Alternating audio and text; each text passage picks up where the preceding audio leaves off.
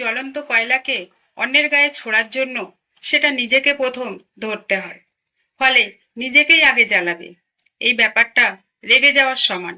রাগ নিজের বা অন্যের জন্য ত্যাগ করাই উত্তম।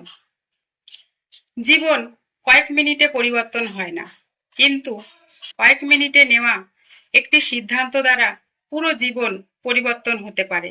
তাই সব সিদ্ধান্তকে গুরুত্বপূর্ণভাবেই নিতে হবে। আপনার প্রতিটি শ্বাস একটি অমূল্য রত্ন, যেহেতু তাদের প্রত্যেকটি অপরিবর্তনীয় এবং একবার চলে যাওয়ার পরে কখনোই পুনরুদ্ধার করা যায় না।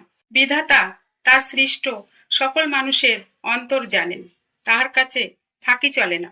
শত অন্যায়, শত অত্যাচার হোক না কেন, তবু সত্যকে আশ্রয় করে থাকতে হবে। এইরূপ মনোবল যার আছে, সেই ব্যক্তি বিধাতার আশীর্বাদ লাভ করে।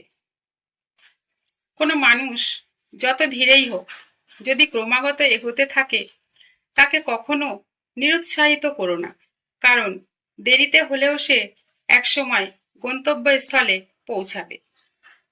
একমাত্র তুমি তোমার নিজের জীবনকে পরিবর্তন করতে পারবে। তুমি ব্যতীত অন্য কারো ক্ষমতা নেই যে সে তোমার জীবন পরিবর্তন করতে পারবে। সৃষ্টিকর্তার কাছে সেই ধনীরা সবচেয়ে প্রিয়, যারা ধনী হওয়ার পরও নম্র, ভদ্র ও বিনয়ী হয়, সর্বদা সাহায্যের হাত বাড়িয়ে দেয়, সকলকে সম্মান, শ্রদ্ধা ও ভক্তি করে। প্রত্যেক মানুষের জীবনে সমস্যা আসে, কাউকে থামিয়ে দেওয়ার জন্য তারা আসে না, বরং নতুন সুযোগ নিয়ে সঠিক পথ দেখাতে আসে। ঘরে বাইরে যেখানেই হোক না কেন, পরিচিত বা অপরিচিত, কাছের বা দূরের মানুষ, কখনো কারো সাথে বিতর্ক করবেন না, কারণ বিতর্কে অনেক ক্ষতি নিহিত থাকে, লাভের অংশ শূন্য। নিজের প্রতি বিশ্বাস রাখো, নিজের যোগ্যতার ওপর ভরসা রাখো, নিজের শক্তির ওপর বিনয়ী কিন্তু যথেষ্ট আস্থা ছাড়া তুমি সফল বা সুখী হতে পারবে না।